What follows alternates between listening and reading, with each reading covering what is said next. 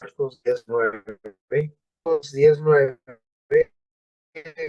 El Señor. Por tanto, lo que Dios juntó hablando del matrimonio, no lo separe quién, el hombre. O sea, nadie debería lo que Dios había hecho con una pareja. Así que haz parejas, ¿no? Del mar, ¿sí? Lo que es es un principio del matrimonio donde nos enseña a respetar y a trabajar para que esa separación entre un matrimonio nunca, nunca pase. Y desde, ¿sí? Desde el principio, cuando empezaron a pasar los primeros años de la humanidad, quien empezó a ver que separación, cuando había mandado que se debe de separar. Sí. Y dice, no lo separe el hombre, es decir, ningún juez, ¿cómo se llama? Ningún, ningún institución, ningún gobierno, ninguna persona, ni ninguna influencia debiese de separar a la, lo que dice Marcos 10, que los fariseos le plantearon lo que estudió, le plantearon a Jesús un, una cuestión, ¿no? Y dicen, le pregunté, ¿y es legal que el marido se vale divorciarse? Ellos, Dios dice, puede el hombre repudiar a su mujer o divorciarse, separarse de su mujer. Para divorciarse tiene que haber un repudio, ¿no? Un deseo de ya no estar con la persona.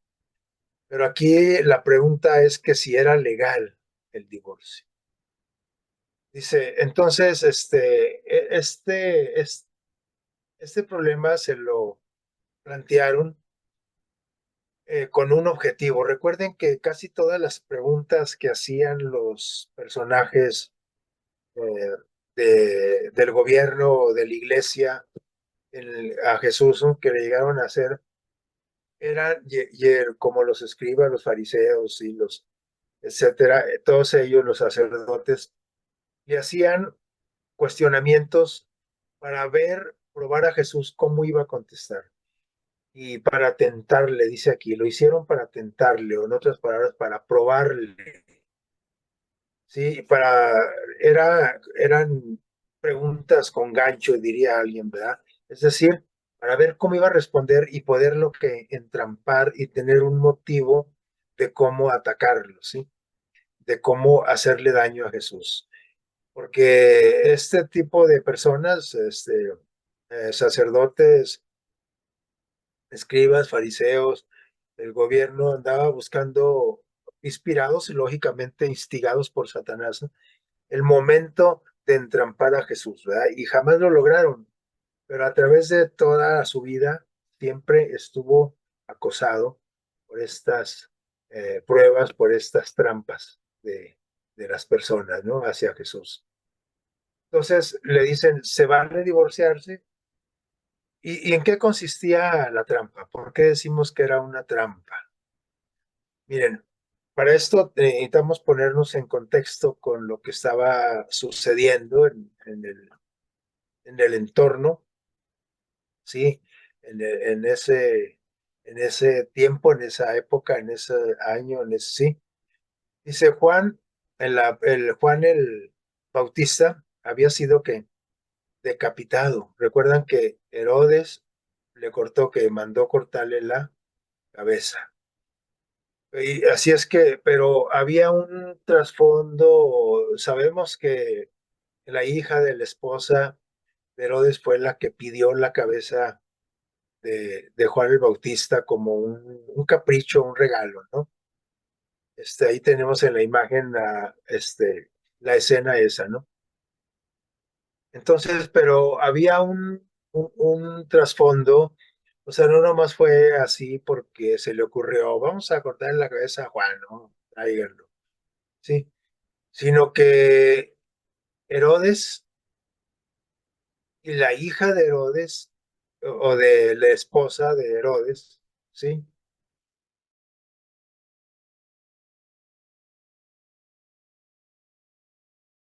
muchacha esta, estaban muy molestos con Juan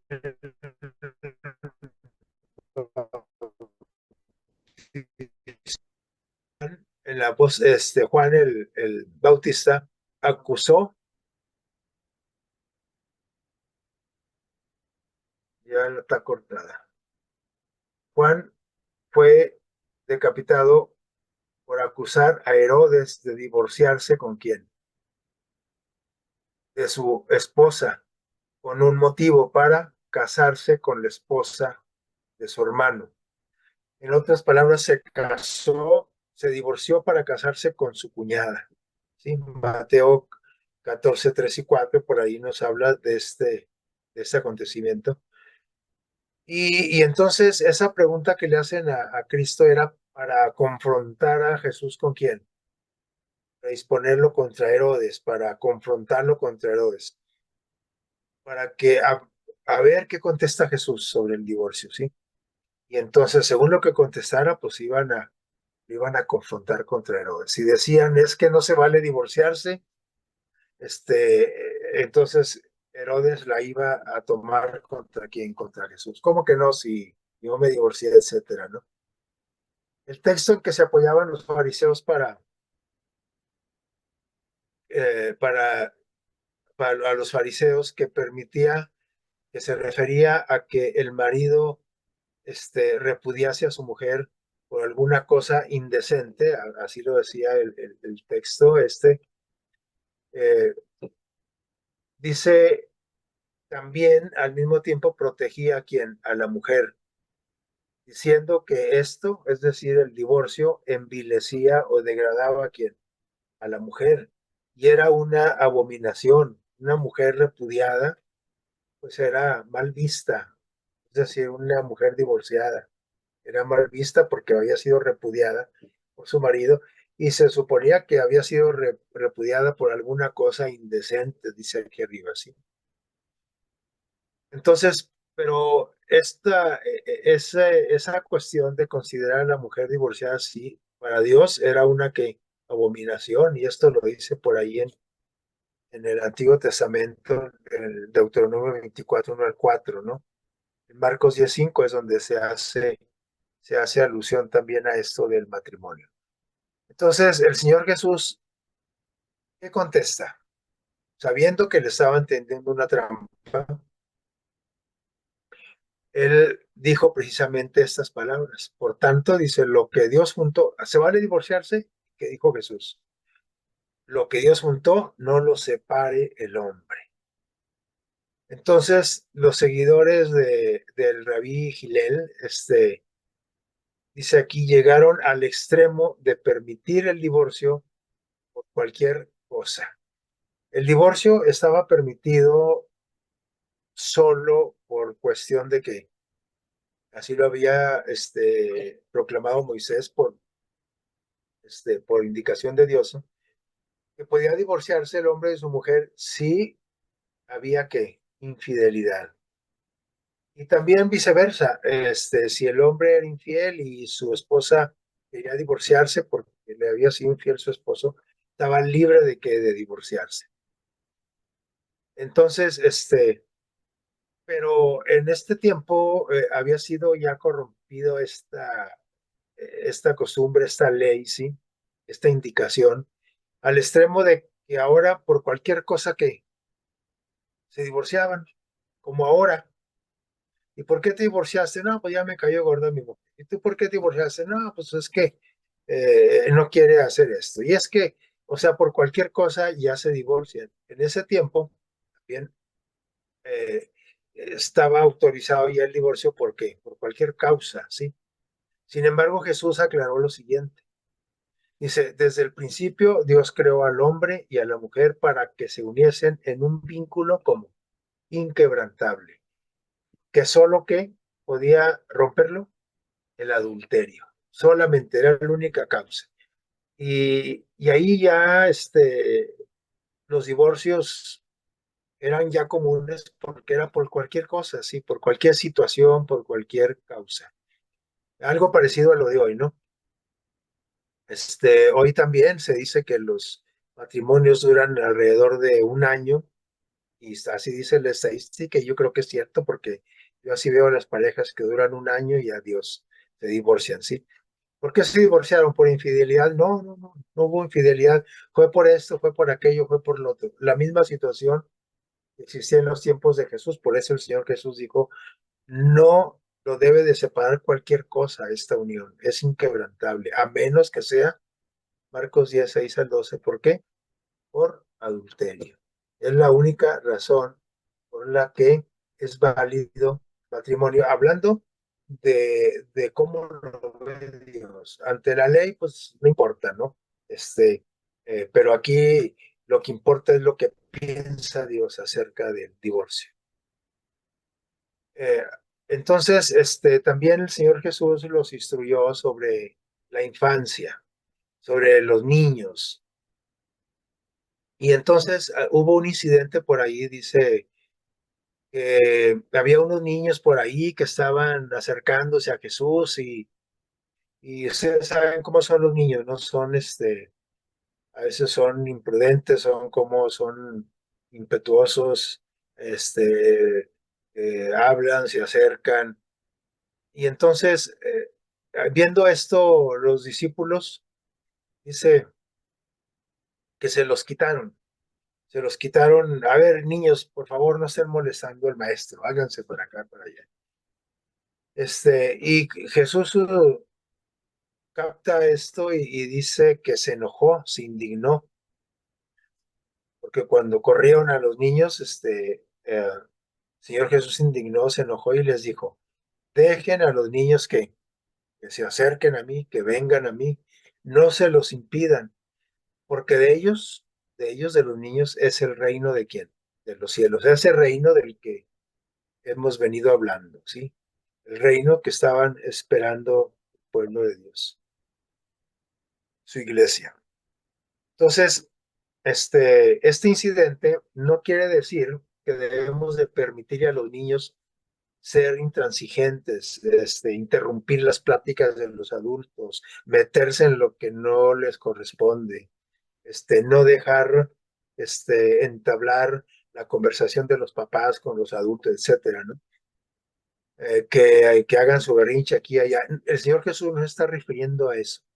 Los niños se querían acercar a Jesús porque les llamaba la atención, porque Jesús, ¿no?, tenía una fuerza de atracción no solamente con los adultos, sino con quién, con los niños.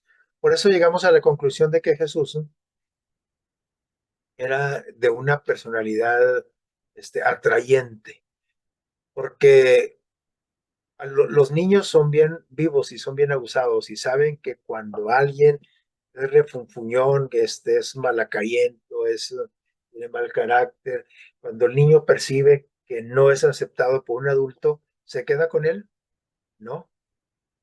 Huye de las personas que no les agradan. El niño sabe distinguir cuando es bien recibido y cuando no es bien recibido por un adulto.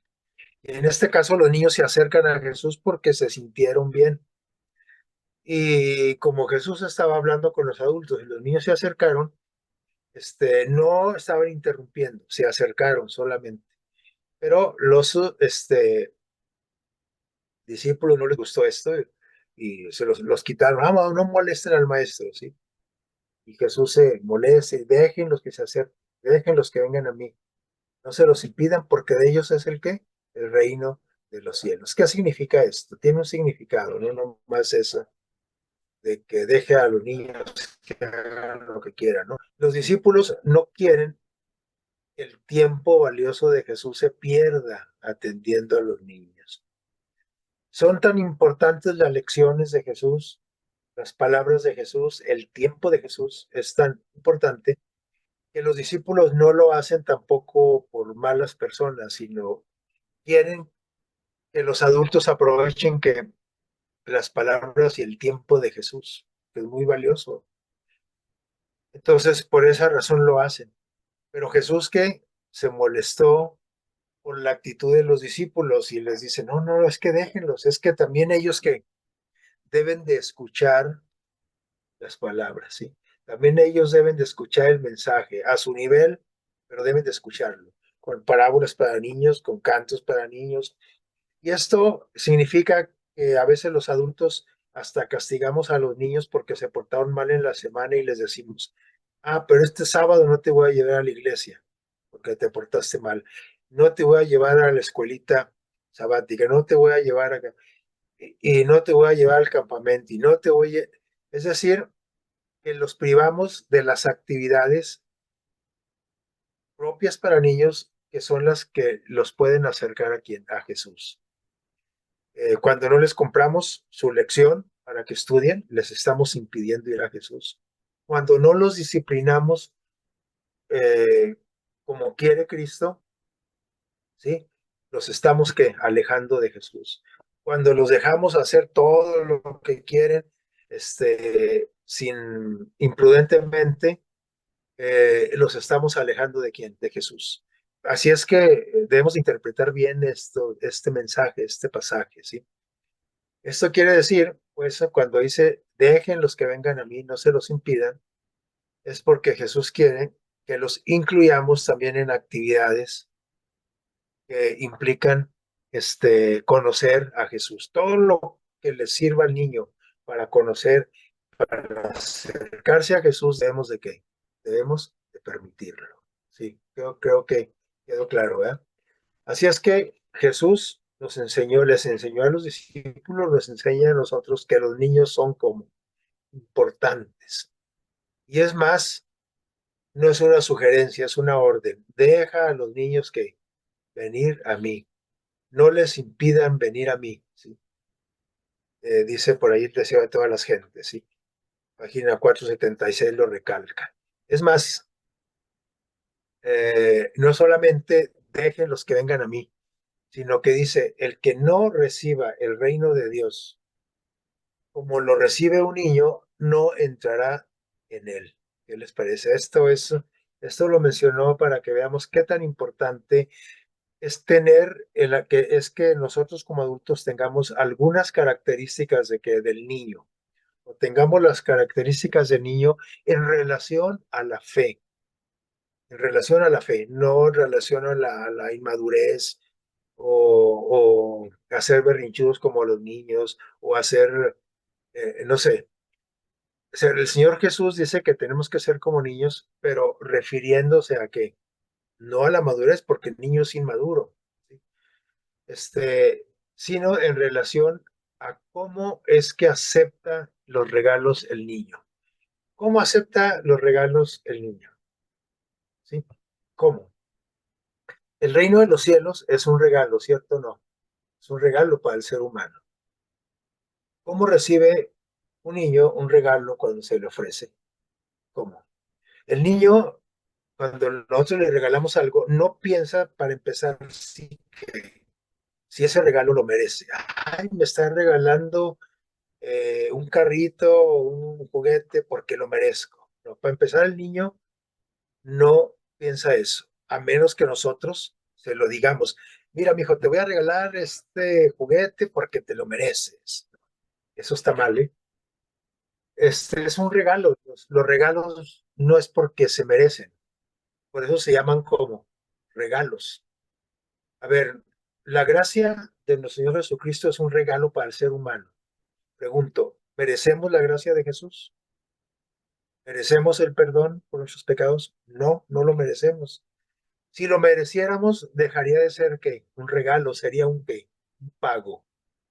Entonces el niño no piensa si se merece el regalo y así lo agarra él. ¿Qué tiene que hacer? Nada más extender las manos y tomarlo, ¿sí?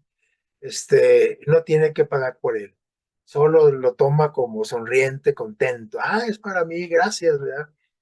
Así debemos nosotros de aceptar que el regalo del reino de Dios. En ese sentido tenemos que ser como niños. Por eso dice, el que no es como un niño no entrará en el reino de los cielos. El que no recibe el reino como un regalo, así como recibe el niño un regalo, no entrará en el reino de los cielos. Entonces, tenemos mucho que aprender de qué, de los niños, ¿sí? Un niño tiene una fe ciega en su papá.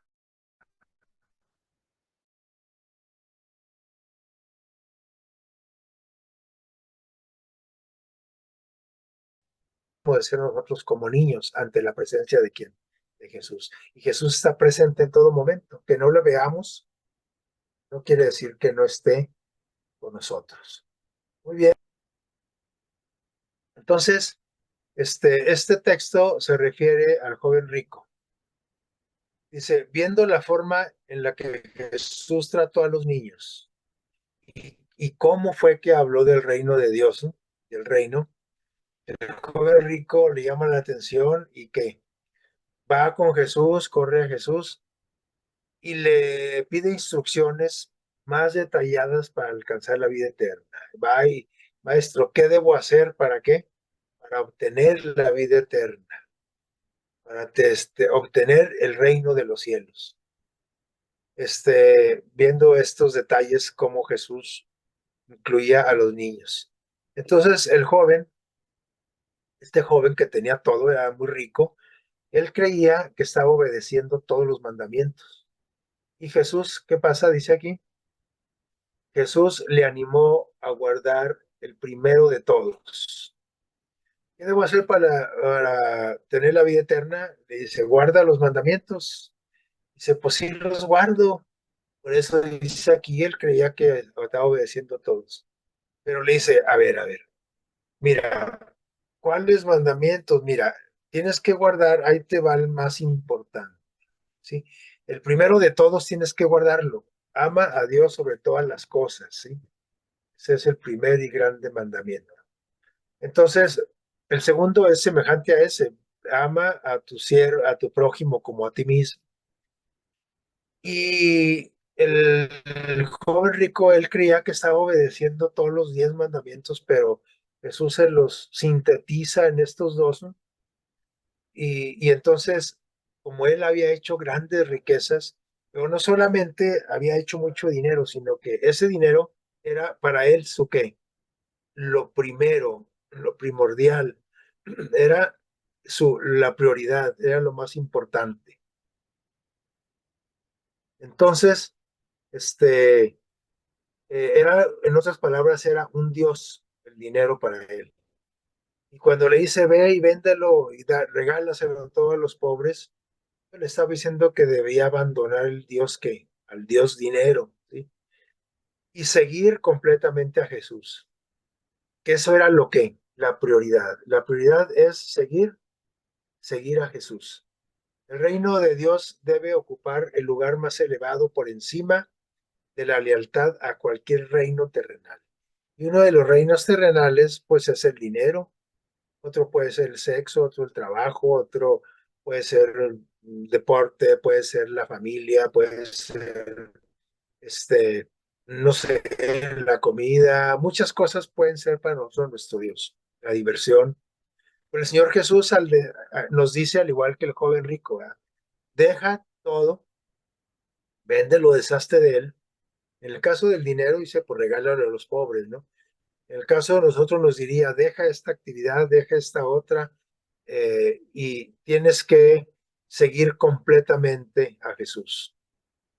Y es ahí donde empieza el problema.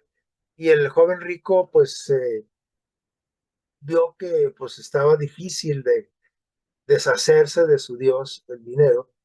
Y entonces la Biblia narra que se fue triste, ¿sí? Ya no supimos más de la historia de él.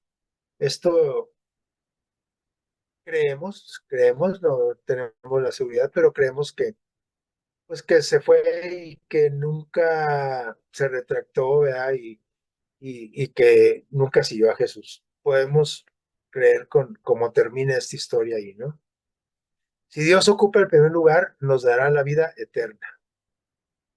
Fíjense, y nos va a dar también todo el dinero que quiera Jesús. Pero tenemos que poner a Jesús, a Dios, en primer lugar. Debe ser nuestra prioridad. Pero es que necesito trabajar, sí, pero no puedes trabajar si no tienes a Dios. Pero es que mi familia, sí, pero tu familia, no tiene el valor que tiene cuando tú tienes a Jesús, sí. Pero es que nada tiene valor como seguir primero a Jesús. Para nosotros es imposible hacer esto, seguir a Jesús en primer lugar, que sea nuestra prioridad, es imposible.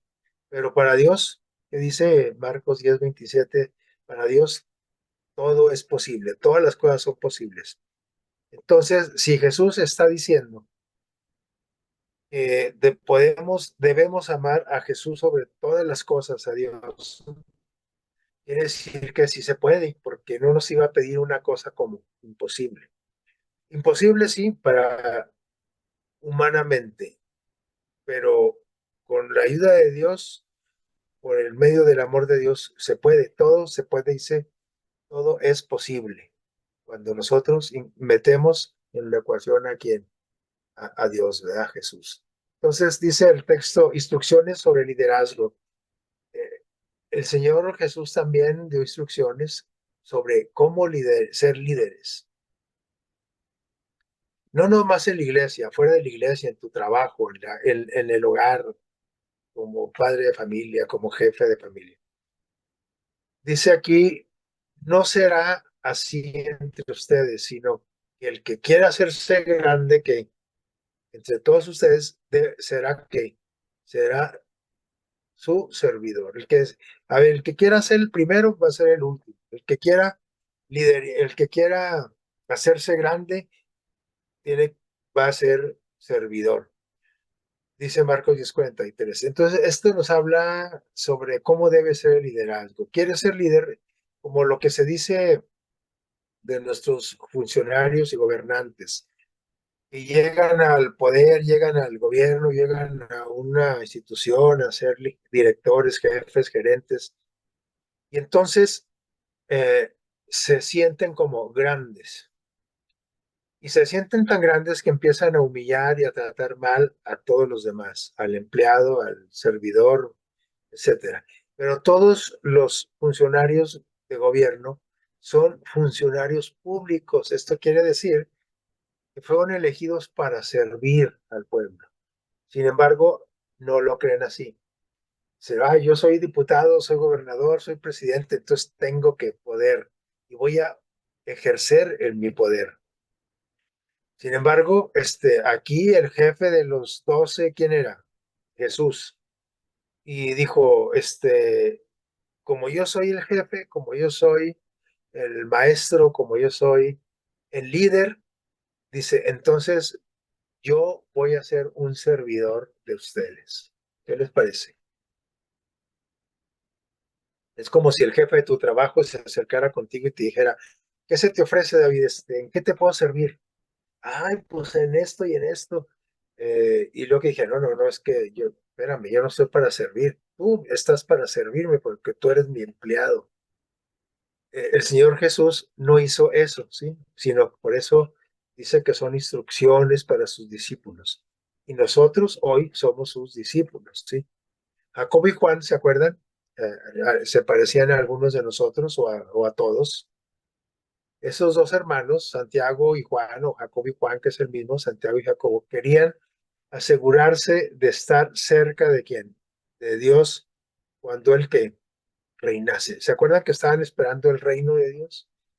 Pero un reino, pero su idea del reino estaba equivocada. Ellos creían que Jesús venía a reinar como Herodes, ¿no? Como un emperador romano y entonces con tanta fuerza que los iba a liberar del yugo romano, los iba a librar, iba a ser un líder, un guerrero con escudo, lanza, arco, ¿sí?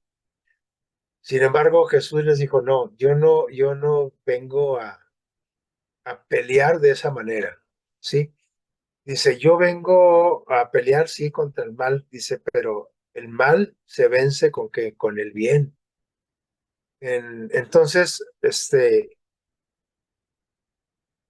Jacob y Juan tenían el deseo de, no sé si usted ha pensado, ay, cuando yo esté en el cielo, yo quiero estar ahí a la derecha de Jesús, ¿verdad? Y bueno, ¿y por qué tú, ¿verdad? ¿Por qué usted? ¿Por qué no el vecino? ¿Por qué no otro? No, no, es que yo quiero estar. Así querían Jacob y Juan. Y como ellos creían que el reino de Jesús iba a ser no como es, entonces ellos querían, en otras palabras, un hueso, ¿verdad? Un cargo, un puesto importante, ¿sí? Entonces, cuando Jesús reinase, Marcos 10:35 al 37, pero dice aquí, increíble, Jesús acababa de decir que sería traicionado, les había dicho, ¿saben qué? El Hijo de Dios, o sea, Jesús, él dice, va a ser traicionado, va a ser qué? Condenado, va a ser burlado, escarnecido, se iban a reír de él, a burlar, iba a ser azotado, iba a ser herido, iba a ser escupido y lo peor, iba a ser que asesinado. Jesús les acababa de enseñar eso, que venía en pocos días. Y dice aquí, increíble, porque Jesús les acaba de enseñar eso y ellos, los hijos de Zebedeo, que eran Jacobo o Santiago y Juan, no habían entendido nada sobre el reino de quién, de Dios, ni habían entendido nada a qué había venido Jesús. El Señor Jesús no había venido a reinar aquí en la tierra en el momento que ellos creían y que iba a tomar las armas, los iba a liberar del yugo romano, sino que Jesús vino a que su reino consistía en ser que un servidor del ser humano. ¿Por qué? Vino a servirnos, es decir, no le hace que lo hubieran azotado, se hubieran burlado, hubiera sido condenado, hubiera sido traicionado. Él vino, a pesar de que iba a pasar todo eso, él no desistió de servir a la humanidad. ¿Y qué consistió el servicio? En ofrecer su vida por cada uno de nosotros. Así es que los discípulos no habían entendido nada todavía, ¿no? Jesús les recordó el costo de ser discipulados. Miren, si ustedes quieren realmente estar conmigo en el reino, ¿sí? Les dice aquí a Jacobo y a Juan y a todos los demás y a nosotros hoy. Dice, ustedes tienen que sufrir como su Señor. ¿Van a ser qué? Traicionados, condenados, van a ser burla de ustedes, van a ser azotados, escupidos y puede ser que hasta asesinados. Como ven, ¿quieren participar del reino de Dios? Y, canijo, ahí que pues, ¿cómo, verdad? Pues que no se trata el reino de otra cosa, ¿no? De eso se trata, ¿sí? Entonces, el Señor,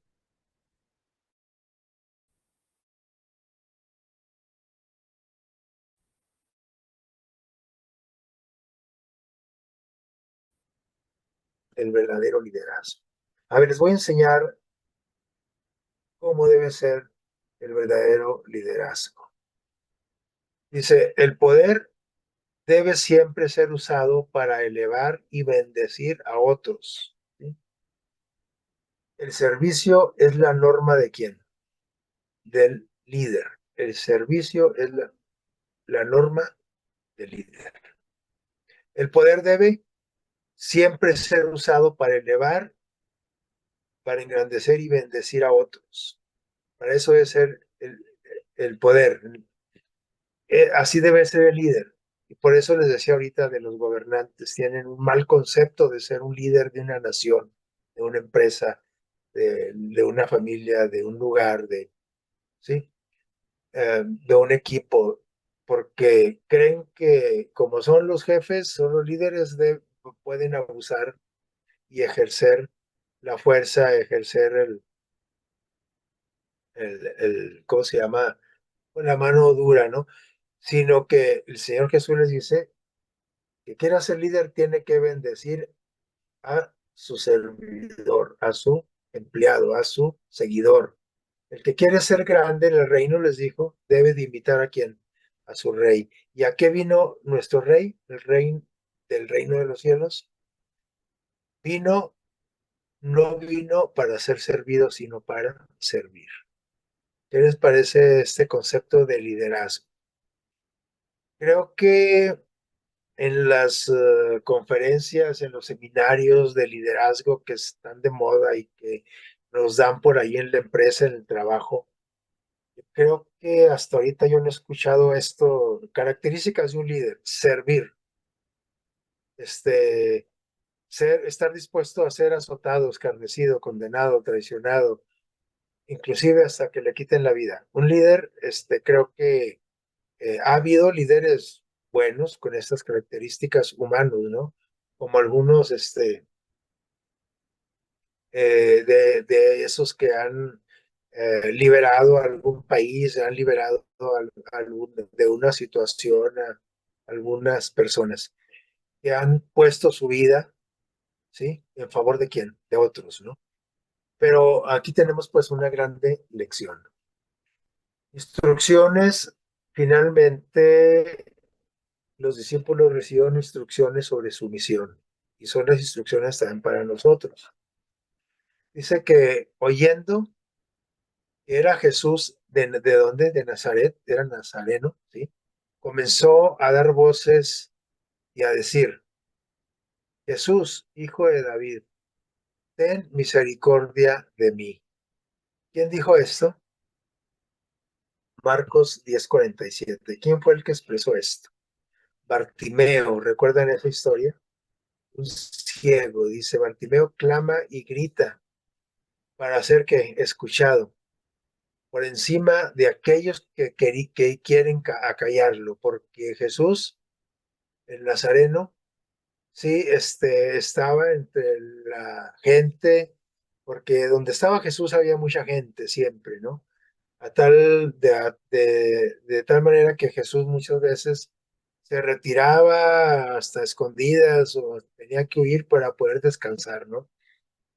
Pero donde estaba Jesús había muchedumbre porque la gente lo seguía porque quería ser bendecido por Jesús, porque la sola presencia de Jesús bendecía a las personas, a los lugares, a las situaciones, ¿no? Bartimeo sabe que ahí anda quien oyó que Jesús anda por ahí y comenzó a que, como no veía, ¿qué pasa? Comenzó a gritar. Eso es, quiere decir dar voces. ¿Cómo gritaba? Jesús, hijo de quién, de David, ten misericordia de mí.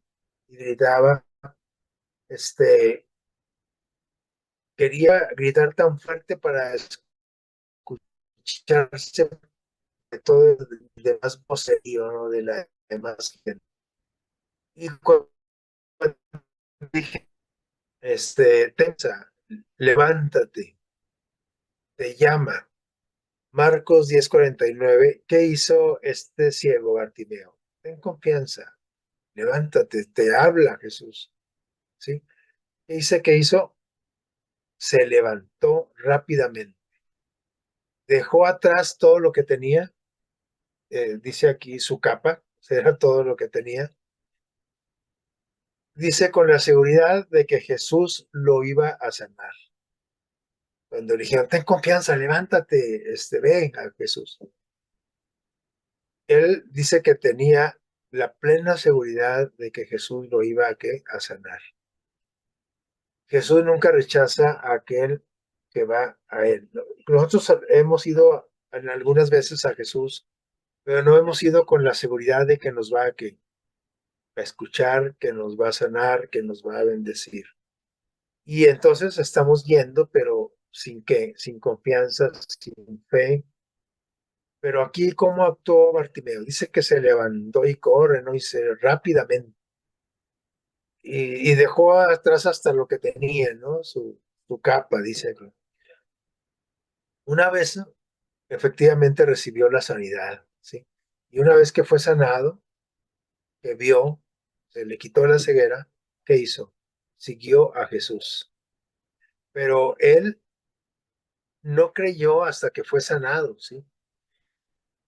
Él ya creía en Jesús antes de ser sanado. Por eso fue que se levantó de volada, corrió rápidamente y dejó todo lo que tenía, porque él estaba seguro que Jesús que lo iba a sanar. Él tenía esa fe, esa creencia. Vio en Jesús a quien vio al Mesías, al Rey de Israel. Vio que el reino de Dios se había que acercado.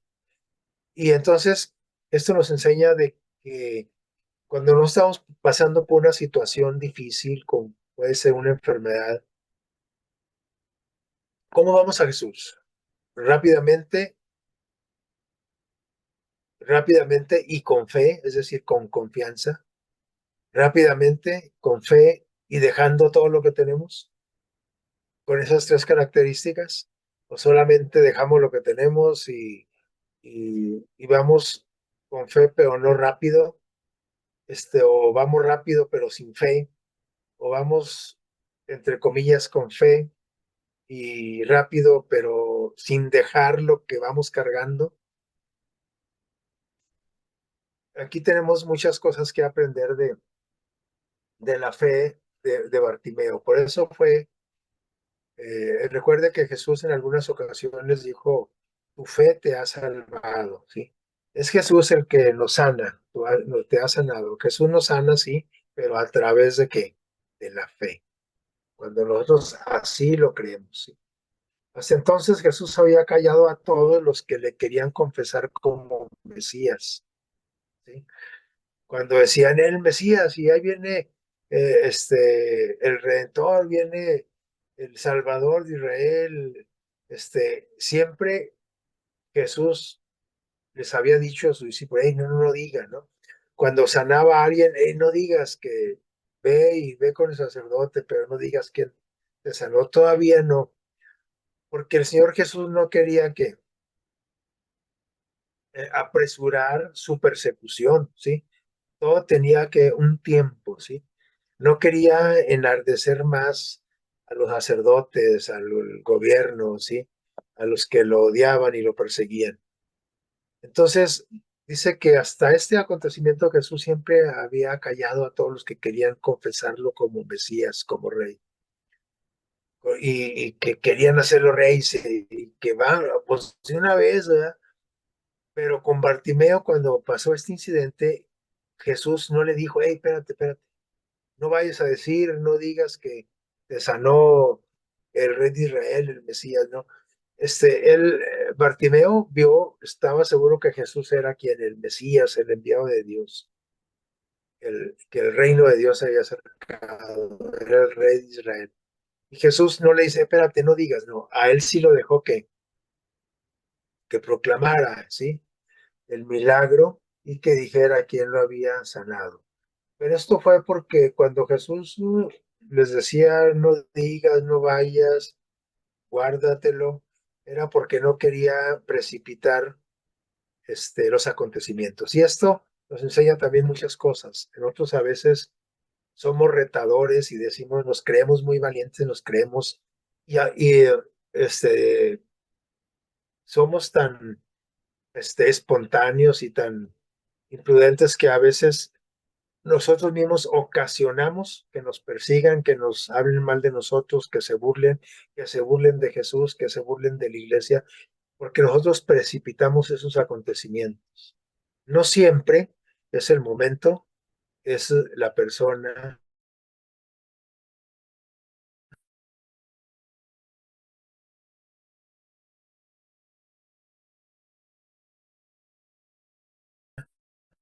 los consejos de Jesús y actuar con ese conocimiento de Jesús, ¿sí? Ahora Jesús permite se le declare abiertamente como el Mesías. ¿Por qué? Porque ya no había que ocultar nada. No que había que ocultarlo, sino ya no importa si se molestan los gobernantes, los escribas, los fariseos, ¿sí? El tiempo que ya llegó. Su misión estaba por ser cumplida, concluida. Y entonces permite que ahora sí, su iglesia, sus discípulos, la gente, lo proclamen como el Mesías. Muy bien, hemos llegado al final de nuestro repaso del estudio esta semana. la instrucción de Jesús a sus discípulos, ¿sí? Y vamos a concluir con dos lecturas, ¿sí? De este libro, Nuestra elevada vocación, libro inspirado que dice, qué maravillosa reverencia hacia la vida humana expresó quién? Expresó Jesús. Que dice, qué maravillosa reverencia hacia la vida humana expresó Jesús en la misión de su vida. ¿Sí? Dice, no anduvo entre la gente como un rey, exigiendo atención y reverencia y servicio hacia él, ¿sí? Sino que Jesús vino, anduvo aquí como uno que anhelaba que servir y elevar a la humanidad, es decir, hacernos sentir bien y a servirnos, porque hasta su vida dio por nosotros. A eso vino Jesús. Dijo que no había venido para ser servido, sino para servir. Donde quiera que Cristo veía a un ser humano, veía a una persona necesitada de simpatía. Donde quiera que veía una persona, Jesús estaba viendo a un necesitado de simpatía. Cuando nos ve a nosotros, nos ve necesitados de simpatía, de la simpatía, del abrazo de Jesús, del amor de Jesús. Y la verdad es que sí estamos necesitados de ello. Si decimos que no estamos necesitados, entonces nunca vamos a ir a Él. Tenemos que reconocer que tenemos la necesidad de ser amados, protegidos y servidos por nuestro Señor Jesús, por nuestro Dios. Cada día con Dios, dice la lectura de este libro inspirado también, dice, los que creen en Cristo y caminan humildemente con Él, con Jesús, sin luchar, fíjense bien, recalcando, sin luchar por la supremacía. Porque nosotros queremos ser el primero en la familia, el primero en el trabajo, el primero en la escuela, el primero en la iglesia, y queremos los honores, queremos la medalla de oro siempre, ¿verdad? No, la de cobre no es más ni la de plata. Yo quiero ser el primero. Cuando nosotros buscamos la supremacía, ¿sí? No estamos caminando humildemente en el camino de Jesús, ¿sí? Cuando nosotros luchamos por la supremacía, eh, estamos sin Cristo, ¿sí? Cuando nosotros tratamos de ver qué podemos hacer para ayudar, para bendecir, para fortalecer las almas de los demás, ¿sí? Cuando nosotros estamos buscando la ocasión de colaborar, de trabajar con los ángeles que sirven a los herederos de la salvación, es entonces que estamos en el camino correcto, cuando estamos caminando humildemente en el camino de quién, de Jesús. Y entonces estamos imitando a Jesús. Nosotros no vamos a ir al cielo si no imitamos a Jesús, ¿sí? Jesús a ese grupo de personas que actúan así, humildemente les da que gracia. Gracia es un regalo, ¿sí? Ese regalo de la sabiduría y la justicia. Y los convierte en que, o nos puede convertir en bendición para todos aquellos con quienes nos relacionamos. ¿No nos gustaría ser una bendición de todas las personas donde quiera nos paremos, nos relacionemos, platiquemos, trabajemos, estudiemos, vivamos? Mientras más humildes son en su propia opinión, las personas más bendecidas, más bendiciones reciben de Dios. ¿Queremos recibir bendiciones de Dios? Aquí está la clave, ¿sí? A veces decimos, ay Dios, ¿por qué no me bendice? O sea por esta razón. ¿Estoy qué? A lo mejor yo estoy luchando por la supremacía en lugar de por la humildad, ¿no? Quiero recibir las bendiciones de Dios, tengo que ser humilde en mi propia opinión, porque dice, no los exaltan las opiniones propias, sino, dice, usan correctamente sus bendiciones porque las reciben para que impartirlas. Cuando nosotros somos bendecidos con un objetivo, de que esa bendición que yo tengo la pueda compartir, impartir a otros. Que el Señor los bendiga y que tengan un feliz sábado. Que lo que repasamos en esta tarde-noche podamos aplicarlo a nuestras vidas. Que nosotros invitemos a Jesús en todas estas enseñanzas en respecto al qué, al matrimonio, a la infancia, a a la humildad, a la, a lo que es lo primordial, etcétera, todo lo que repasamos. Que el Señor los bendiga, que tengan feliz sábado.